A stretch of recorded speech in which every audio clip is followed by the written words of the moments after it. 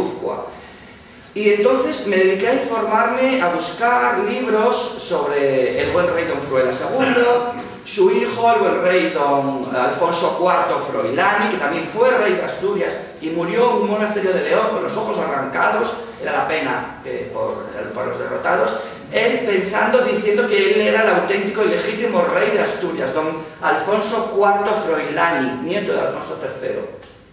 Y bueno, le hice una página a cada uno de estos reyes, lo publiqué en la revista Fusión Asturias, y bueno, tenía yo mis trabajos, mis estudios sobre Alfonso III, ya había publicado, ya lo tenía esto trabajado, ¿no?, de los reyes. Claro, estudiando, mirando los libros de Alfonso I, pues lo que te dicen de Alfonso I, lo poco que dicen las crónicas, porque de Alfonso III ahí se dice que Alfonso I, digamos que repobló Sopuerta, Carranza, Bardulias y toda esta zona que pertenecía a su reino ya desde tiempos de Alfonso I. No os voy a enrollar mucho, pero es como empecé yo a investigar sobre ese tema con el País Vasco. Después, Alfonso III nos dice que hubo dos sublevaciones de los vascones, entendidos los que vivían en Álava y actual provincia de Vizcaya, que pertenecían a su reino, si no, no se hubieran sublevado, pertenecían al reino de Alfonso III, Vizcaya y Álava. La madre de Fruela II, la madre de Alfonso II, Munia, casada con Fruela I, era alavesa. Munia, la reina Munia, era alavesa, de la élite de la aristocracia alavesa, reina de Asturias, una vasca, por lo tanto vascona, como se nombraban a los de Álava, los habitantes de Álava, Vizcaya y hacia la derecha, hacia la izquierda, Llano. Alfonso II, por lo tanto, era medio vascón, era medio alavés. Tan medio alavés era que el segundo obispado que funda es el obispado de Velella, cerca de provincia de Álava, Río Zadorra, el segundo obispado de Asturias, que funda el obispado de Velella. Después lo llevan para un poco más para arriba, pero se fundó por Alfonso II ya en el año 804, 2 años después de fundar el de Oviedo, o de refundarlo. Esa es otra teoría. Bueno, ya tenemos la monarquía asturiana fundando conventos, fundando obispados en Álava, que esa es función de la monarquía, cristianizar los territorios, sus territorios. Eso en las crónicas de Alfonso II. La primera vez que aparece la palabra Vizcaya escrita es en la crónica de Alfonso III, el Grande. Y eso lo saben los vascos, lo deberían saber, en su historia está. Era territorio que pertenecía al reino de Asturias. La crónica dice que las sublevaciones de Alfonso III las ganó y las venció, y que impuso su magnanimidad y su gran reinado en todo el territorio vascón, hasta el río Deva. Y lo que hay unanimidad en todos los historiadores es que la provincia de Guipúzcoa, la actual provincia de Guipúzcoa, nunca perteneció al reino de Asturias, pero Vizcaya y Álava sí. Lo que es la Vizcaya nuclear de los ríos Nervión al Deva, porque a la izquierda del río Nervión eso no era Vizcaya en principio, después fue Vizcaya, pero eso en principio no era Vizcaya, era Sopuerta, Carranza, Balmaseda, que son nombres asturianos. Y bueno, yo investigando esto me encontraba con estos datos del País Vasco en los estudios que yo hacía para la revista Fusión Asturias sobre los reyes de Asturias. Siempre aparece. Y esa zona era una zona muy conflictiva durante la etapa del reino de Asturias, porque todos los ataques moros venían del Valle del Ebro, venían de la llanura alevesa. Por cada ataque que había por la meseta leonesa había 10 ataques cada verano por la llanura alavesa. O sea, los tenían fritos a los alaveses. Entonces era Asturias, el reino de Asturias, el que tenía que defender.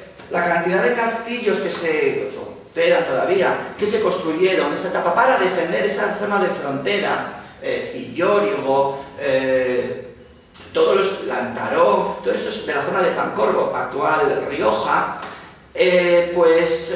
fueron castillos creados por la monarquía asturiana. Sabemos el primer entidad política de Álava como tal fue el Condado de Álava. Condado de Álava, sabéis que el reino de Asturias se dividía en condados, como eran sus provincias, ya el condado galiciense, el condado portucalense. Bueno, uno de los condados era el condado de Álava, y el conde de Álava, pues los condes los nombraba el rey, era su familia, eran gente muy cercana que representaba al rey en ese territorio, en esa provincia. Tenían funciones militares, de gobernación, pero fundamentalmente el de Álava eran funciones militares porque estaban continuamente en peligro de invasión o de racias porque venían de Zaragoza, venían de Zaragoza, de la taifa de Zaragoza, a atacar al reino de Asturias y a la llanura. Con esta información yo pensé, ¿qué pensarían los vascos de cómo escribían ellos su historia? ¿Cómo los vascos contarían lo de Alfonso I, lo de Alfonso II, lo de la reina Munia, lo de Alfonso III? Alfonso III se casa hacia 888, por ahí, una cifra muy diabólica, con Jimena de Sangüesa. Jimena no era una noble, Jimena era una ricachona, era una plebeya, una ricachona, eran comerciantes, se casarían pues, por dinero, por influencia, pero no era una noble ni había interés político. Podía haber casado con una condesa de Pallars, con una condesa catalana, una condesa franca. Se casó con una señora que era de unos comerciantes de Sangüesa.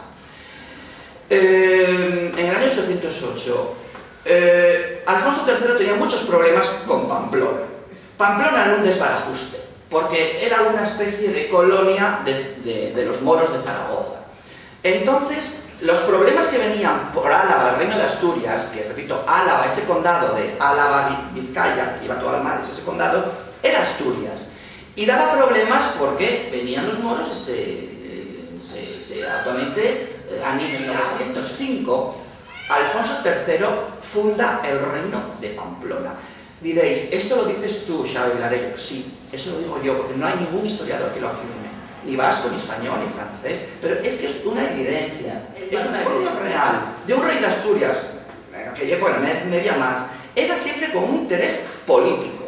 Por lo tanto, se pudo casar con una condesa de Pallars o de Aragón para comerse al Aragón. No, se casó con una vascona, como también se había casado el padre Fruela I con otra vascona para pacificar a Álava. Pues se quiere casar con una, vamos a llamarlo, de pamplonesa, sangüesa, por algo político. No porque fuera muy guapa, estuviera muy bien, no era por eso. Era porque políticamente interesaba resolver el problema de Pamplona. Ahora están descubriendo en Pamplona miles y miles de tumbas moras. Yo digo moras, ya sé que puede sonar raro, pero bueno, lo decimos así en Asturias, es moro, es así, moros.